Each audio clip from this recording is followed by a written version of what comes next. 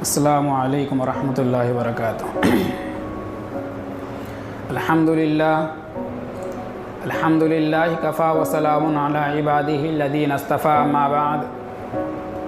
قال النبی صلی اللہ علیہ وسلم: شعبان شہری و رمضان شہر اللہ۔ میرے محترم بزرگوں اور دوستو، جیسے کہ ہم سب کو معلوم ہے کہ آج شعبان کی 15ویں تاریخ یعنی شعبان کی 15ویں رات ہے۔ اللہ کے رسول سے بھی بہت ساری فضیلت ثابت ہے، لیکن اس فضیلت کو لے کر اس رات میں عوام اتنا غلو پھیلا دیے ہیں کہ فضیلت ندارت ہو جاتی ہے۔ عوام اس رات کو لے کر اس قدر غلو پھیلا دیے ہیں کہ فضیلت ندارت ہو جاتی ہے۔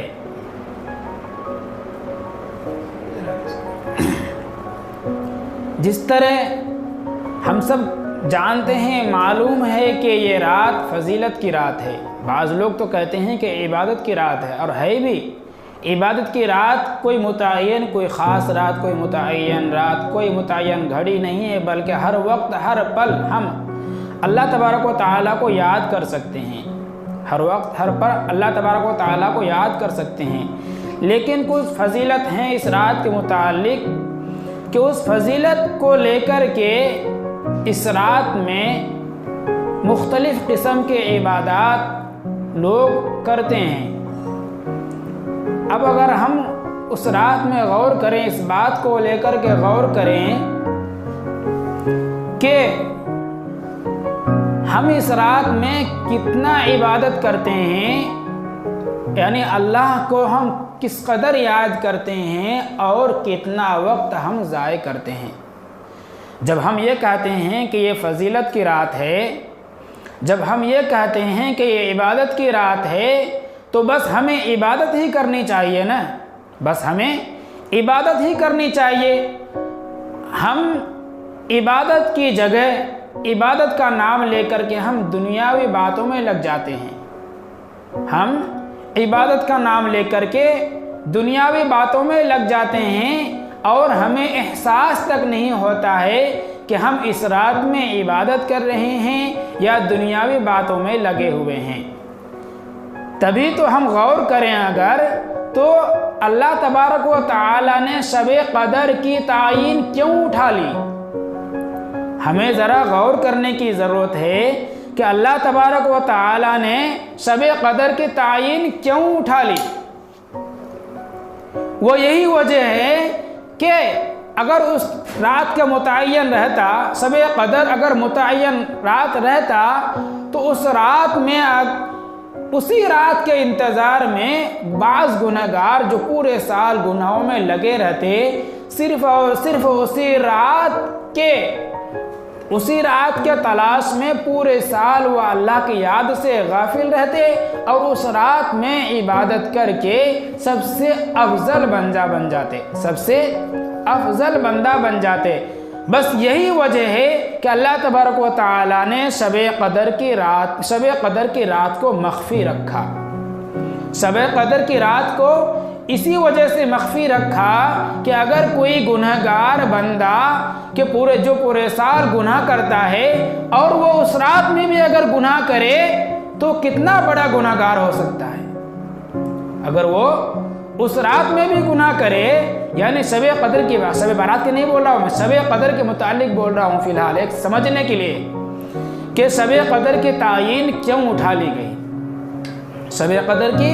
تعین کیوں اٹھا لی گئی؟ وہ اس وجہ سے اٹھا لی گئی کہ جو بندہ پورے سال گناہوں میں وقت لگاتا، وقت گزار دیتا، غفلت میں وقت گزار دیتا، وہ صرف یہی سوچ میں رہتا کہ میں شب قدر کو اگر پا لیا، شب قدر کی رات میں عبادت کر لیا، تو میرے سارے گناہ معاف ہو جائیں گے، میرے سارے گناہ معاف ہو جائیں گے۔ تو یہ سوچ کر کہ وہ پورے سال اللہ تبارک و تعالیٰ کے سامنے سجدہ ریز نہیں ہوتا، پورے سال اللہ تبارک و تعالیٰ کے سامنے سجدہ ریز نہیں ہوتا، اسی وجہ سے اللہ تبارک و تعالیٰ نے شب قدر کی تعین کو اٹھا لیے۔ اور اسی کے مخالف جو بندہ پورے سال گناہ کرتا، پھر وہ رات اسے ملتا، یعنی شب قدر کی رات اسے ملتا، پھر وہ رات میں عبادت نہ کر کے بلکہ وقت گناہوں میں لگاتا، تو بہت بڑا گنہگار ہوتا، بہت بڑا گنہگار ہوتا، کیونکہ اس کو معلوم تھا کہ یہ شب قدر کی رات ہے، یہ برکت کی رات ہے، یہ قدرت والی رات ہے، یہ مغفرت کی رات ہے۔ تب بھی وہ اس رات کو جاننے کے باوجود اگر وہ اپنے آپ کو اللہ کے یاد میں ذکر اللہ میں وقت نہیں گزارتا تو وہ بہت بڑا گنہگار ہوتا۔ ہو سکتا تھا کہ وہ کیا کہتے ہیں اللہ کے احکام کے انکار کرنے والوں میں شمار ہو جاتا۔ اس وجہ سے اللہ تبارک و تعالیٰ نے شب قدر کی تعین کو اٹھا لی گئی۔ اب اس کے بعد یہ بتلاؤں گا شب بارات۔ شب بارات یہ فضیلت کی رات ہے، بہت قسم کی اس رات میں فضیلت ہے، بہت طرح کی اس رات میں فضیلت ہے۔ سب سے پہلے کہ برات کے معنی چھٹکارے کے آتے ہیں، یعنی اللہ تبارک و تعالیٰ اپنے بندوں سے کھل کر کے کہہ دیتا ہے کہ مانگ، تمہیں آج چھوٹ ہے کہ تمہیں جو مانگنا ہے مانگ لے، آج تمہارے سامنے ہر قسم کے دروازے کھلے ہوئے ہیں، ہر قسم کے دروازے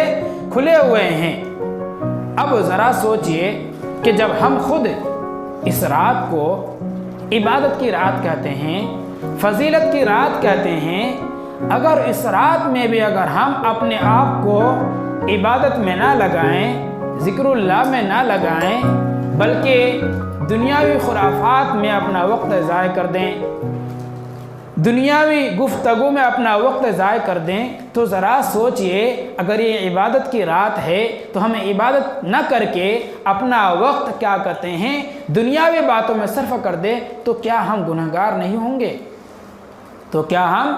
گنہگار نہیں ہوں گے؟ میرے محترم بزرگوں دوستو، اسی وجہ سے علماء کرام نے اس رات میں کیا کہتے ہیں قسم قسم کی مجلسیں لگانے کے لیے منع فرماتے ہیں۔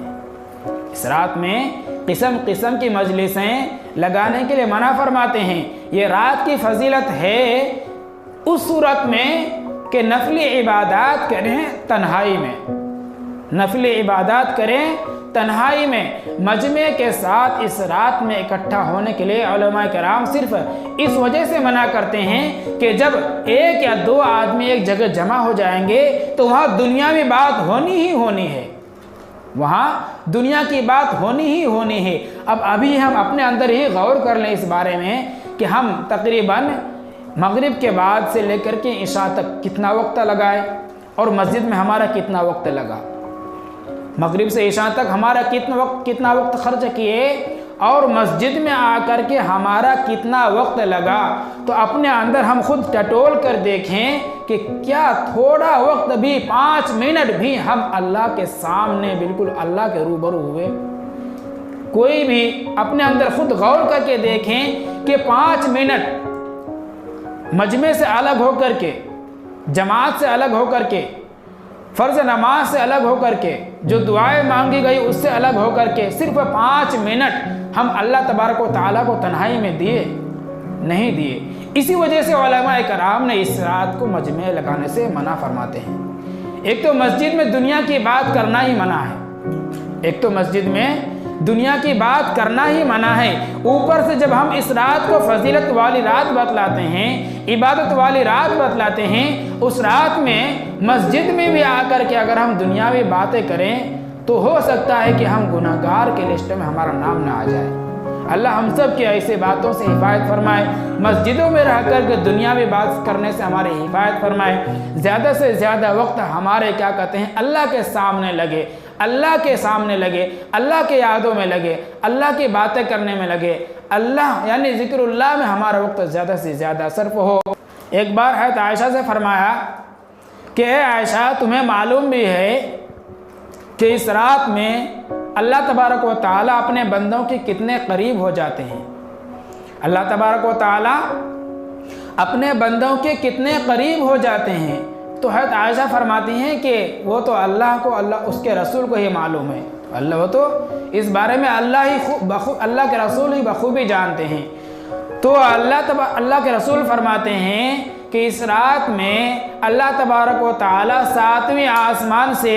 دنیاوی آسمان میں آ کر کے اپنے بندوں سے مخاطب ہو کر کے فرماتے ہیں کہ ہے کوئی مغفرت چاہنے والا جس کے میں مغفرت کروں، ہے کوئی رزق طلب کرنے والا جسے میں رزق عطا کروں۔ اس طرح کی باتیں، اتنی فضیلت ہے اس رات میں، لیکن اگر ہم اس رات میں بھی اگر اتنی فضیلت ہم جاننے کے باوجود بھی اگر ہم اپنا وقت دنیاوی باتوں میں لگا دیں تو پھر اور کون سی رات ہوگی جس رات میں ہم صرف اور صرف اللہ کے سامنے ہوں گے اور اللہ ہمارے سامنے ہوگا۔ میرے محترم بزرگوں اور دوستو، اور دوسری بات یہ ہے کہ اللہ کے رسول فرماتے ہیں کہ یہ وہ رات ہے، اس رات کی وہ فضیلت ہے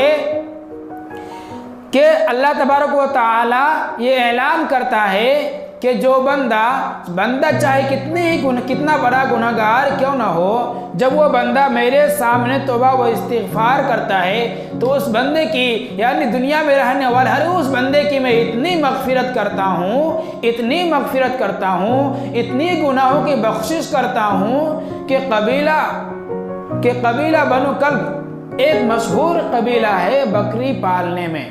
قبیلہ بنو کلب ایک مشہور قبیلہ تھا عرب میں بکریاں پالنے میں۔ تو اللہ کے فرماتے ہیں کہ اس رات میں اللہ تبارک و تعالیٰ اپنے بندوں کی اتنی ہی مغفرت فرماتے ہیں کہ جتنا کہ قبیلہ بنو کلب کے بکریوں کے اندر بال ہوں۔ کہ آپ ذرا سوچئے کہ ایک بکری کے اندر کتنے بال ہوں گے، ایک بکری کے اندر نہ معلوم کتنی بال ہوں گی، اور قبیلہ بنو کلب بکریاں پالنے میں وہ قبیلہ ہی مشہور تھا۔ اس قبیلے کی مثال دے کر کے کہہ رہے ہیں کہ میں اپنے بندوں کی اتنی گناہوں کی بخشش کرتا ہوں کہ جتنا قبیلہ بنو کلب کے بکریوں میں بال ہوتے ہیں۔ تو میرے محترم بزرگوں دوستو، یہ فضیلت ہیں اس رات کی، لیکن اگر ہم اس رات میں بھی اگر ہم اللہ تبارک و تعالیٰ کے سامنے استغفار نہ کریں، اپنے گناہوں کے بخشش نہ کرائیں، تو پھر ہماری ہی کمی ہے، ہماری ہی کوتاہی ہے۔ اور اس رات کی اور بھی فضیلتیں ہیں کہ چند ایسے فضیلت ہیں کہ اس فضیلت کو لے کر کے لوگ اس کو رسومات بنا لیے ہیں، اس میں اپنا وقت ضائع کر دیتے ہیں، پھر وہ فضیلت نہیں رہتا ہے جو فضیلت اس میں ملنی چاہیے تھی۔ دوسری یہ ہے کہ اللہ کے رسول ایک بار آرام فرما رہے تھے حضرت عائشہ کے بستر میں،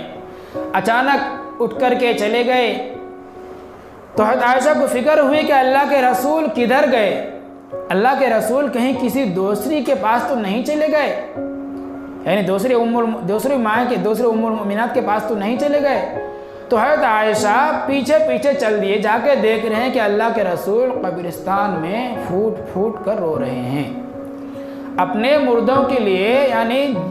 جنت البقیع میں اپنے مردوں کے لیے اللہ کے رسول پھوٹ پھوٹ کر رو رہے ہیں۔ جب اللہ کے رسول اپنے رونے سے، دعا کرنے سے فارغ ہوئے تو حضرت عائشہ سے ملے،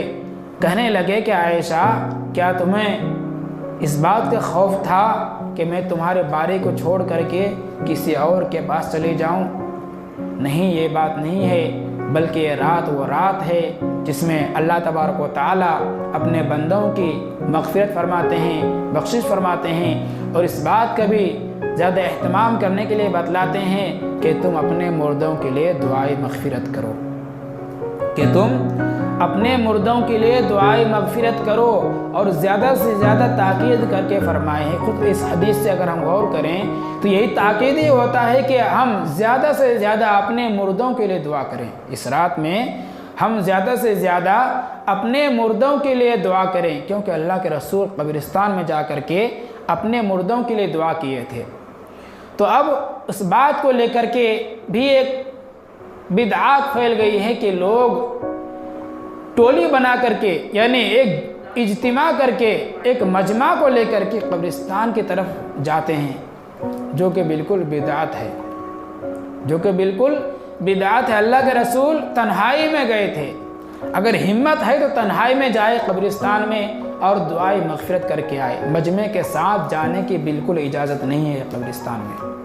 اور ٹھیک اسی طرح नफली इबादत अल्लाह तबारक व तआला को तन्हाई में ज़्यादा पसंद है मजमे से, यानी मजमे में जो है वो अल्लाह तबारक व तआला को नफली इबादत इतनी पसंद नहीं है जितने कि अल्लाह तबारक व तआला को नफली इबादत तन्हाई में पसंद है। क्योंकि अल्लाह तबारक व तआला के सामने जब बंदा तन्हाई में रोता है, तन्हाई में अल्लाह तबारक व तआला को याद करता है, तो अल्लाह तबारक व तआला उसके बहुत ही ज़्यादा करीब हो जाते हैं, बशर्ते कि वो तन्हाई में हो, कोई उसको देखने वाला ना हो। और जब मजमे में अगर हम नफली इबादत करेंगे, हो सकता है कि कोई ये समझे कि ये तो दिखाने के लिए करता है, इसका दिल कुछ और है, इसका दिमाग कुछ और है, लोगों को दिखाने के लिए कुछ और करता है। तो इससे क्या होता है कि उसकी इबादत में कमी आ जाती है, उसके सवाब में कमी आ जाती है। इस वजह से फरमाते हैं कि नफली इबादत तन्हाई में अल्लाह तबारक व तआला को ज़्यादा पसंद है, और फ़राइज़ जो हैं अल्लाह तबारक व तआला को मजमे के साथ पसंद है, यानी जमात के साथ पसंद है। क्योंकि जो भी चीज़ फ़र्ज़ किए हैं, मसलन पाँचों वक्त की नमाज जो अल्लाह तबारक व तआला ने फ़र्ज़ किए हैं, वो हर एक मुसलमान बालिग मर्द औरत पर फ़र्ज़ किए हैं। हर एक मुसलमान बालिग मर्द औरत पर फ़र्ज़ किए हैं, जिसका करना हर एक के लिए लाजिम और ज़रूरी है। जो कोई भी उसका कागज़ छोड़ेगा, फ़राइज़ को छोड़ेगा, तो वह गुनहगार होगा। जो कोई भी फ़राइज़ को छोड़ेगा तो वह गुनहगार होगा। और नफली इबादत अपने अपनी हैसियत के मुताबिक है, जिससे जितना हो सके वह नफली इबादत करे। किसी के ऊपर लाजिम और ज़रूर नहीं है कि वो पूरी रात इबादत में ही गुजारे, या पूरी रात नमाज़ों में ही गुजारे, या पूरी रात कुरान की तिलावत में ही गुजारे। किसी के ऊपर लाजिम और ज़रूरी नहीं है कि नफली इबादत अपनी अपनी हैसियत के मुताबिक तन्हाई में अल्लाह तबारक व तआला को ज़्यादा पसंद है, बशर्ते कि कोई रियाकारी उसके अंदर ना हो। और जब मजमे के साथ कोई भी इबादत नफली इबादत होगी, उसमें एक किस्म की रियाकारी होती है। ठीक उसी तरह कि अगर हम नफली इबादत मजमे के साथ कर रहे हैं, तो लोगों को ये लगने लगेगा कि इसके अंदर रियाकारी आ गई, ये तो दिखाने के लिए करता है। तो इससे वो बंदा भी गुनहगार होगा जिसके अंदर ये सोच आएगी कि दिखाने के लिए करता है। भले ही आप दिखाने के लिए नहीं करते हैं, आपके अंदर रियाकारी नहीं है, लेकिन वो एक मुसलमान बंदा जो ये सोचेगा कि ये तो दिखाने के लिए करता है, तो आप गुनहगार नहीं हुए, आपके अंदर रियाकारी नहीं है, मगर वो आपका मुसलमान भाई गुनहगार हो जाएगा। वो आपका मुसलमान भाई आपकी वजह से गुनहगार हो जाएगा, सिर्फ ये सोचने के लिए कि इसके अंदर रियाकारी आ गई, ये तो दिखाने के लिए नफली इबादत करते हैं। तो हमें जहाँ तक हो सके नफली इबादत मजमे में करने से परहेज़ करनी चाहिए, और उसी के मुखालिफ फ़राइज़ हमें जहाँ तक हो सके जमात से करने के अल्लाह तबारक व तआला तौफ़ीक़ अता फ़रमाए। ठीक उसी तरह कि जैसे हम अगर मजमे में नफली इबादत करते हैं, मजमे में अगर हम रह करके नफली इबादत करते हैं, तो हो सकता है किसी के अंदर ये गुमान हो कि ये दिखाने के लिए करता है, और उसके मुखालिफ अगर हम फ़र्ज़ नमाज या फ़राइज़ में से जो भी हमारे ऊपर फ़र्ज़ किए गए हैं, वो अगर हम मजमे के साथ नहीं कर रहे हैं, लोगों को दिखा करके नहीं कर रहे हैं, तो ये भी गुमान आएगा किसी को कि इसके ऊपर अल्लाह ने नमाज फ़र्ज़ किए हैं और ये फ़र्ज़ नमाज नहीं पढ़ता है। ये अल्लाह ने इसके ऊपर नमाज फ़र्ज़ किए हैं और ये फ़र्ज़ नमाज नहीं पढ़ता है। भले ही आप अपने घरों में पढ़ लेते हैं, फ़र्ज़ नमाज भले ही आप अपने घरों में पढ़ लेते हैं, मगर वो जो बंदा ये सोचेगा कि नमाज नहीं पढ़, शायद ये नमाज नहीं पढ़ता है, जो इसके अंदर ये बदगुमानी पैदा होगी, ये आपकी वजह से उसके अंदर ये बदगुमानी पैदा होगी, तो ये आपकी वजह से वो बंदा गुनहगार होगा जिसके अंदर ये बदगुमानी पैदा होगी। तो ये कहने का मकसद ये है कि फ़राइज़ जमात के साथ सबके ऊपर बराबर फ़र्ज़ किए गए हैं, तो वह जमात ही मकसूद है। फ़राइज़ जमात ही मकसूद है, मजमे के साथ ही मकसूद है, और नफली इबादत अपने अपने हैसियत के मुताबिक है, तो वो तन्हाई में अल्लाह तबारक व तआला को ज़्यादा पसंद है। तन्हाई में अल्लाह तबारक व तआला को ज़्यादा पसंद है। अब इस रात के फजीलत के मुतालिक चंद बातें थी वो मैंने आप हजरात के सामने पेश कर दी। अब इबादत की रात, कि हम इस रात को जो इबादत की रात कहते हैं, हर रात इबादत की रात है, हर दिन इबादत के दिन है, लेकिन हम जब मखसूस कर ही दिए इस रात को इबादत की रात को लेकर के, तो हमें दुनियावी खराफात से, दुनियावी बातें से हमें ज़्यादा से ज़्यादा बचने की ज़रूरत है। अब दूसरी बात यह है कि लैलतुल क़द्र के बाद जो सबसे अहम रात लैलतुल क़द्र की रात है, शब क़द्र की रात है, उस रात के बाद अगर किसी रात की ज़्यादा फजीलत है तो वो शब बारात की रात है। उस रात के बाद अगर किसी रात की फजीलत है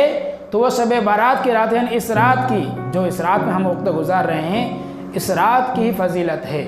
तो हमें चाहिए कि हम ज़्यादा से ज़्यादा वक्त अल्लाह की इबादत में गुजारें, ज़िक्रुल्लाह में गुजारें,